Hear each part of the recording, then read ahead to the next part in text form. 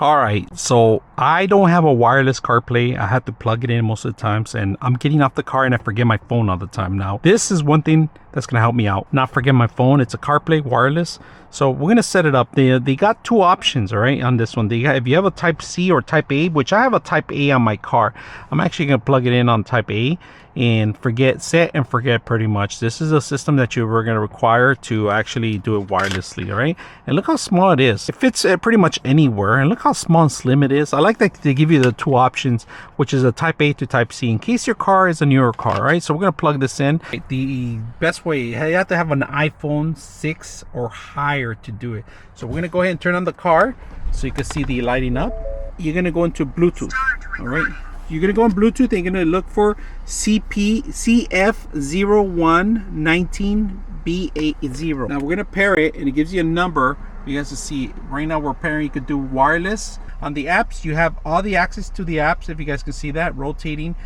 Some of them work, like, you know, we have a Chick-fil-A, we could order in. You could do Zoom calls, but without the camera, of course.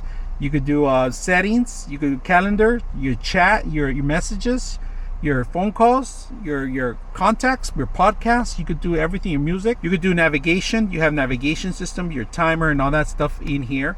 Everything that you have on your phone, you're going to be able to do it from the actual system. Now, the only thing that exception will be Netflix, Disney channels, anything that it's against the law when you're driving and watching movies or anything like that. It's not going to be accessible through the system. Only apps that are helpful when you're driving, like your navigation. And if you say, hey Siri, and if you guys can see it, the Siri comes up right there.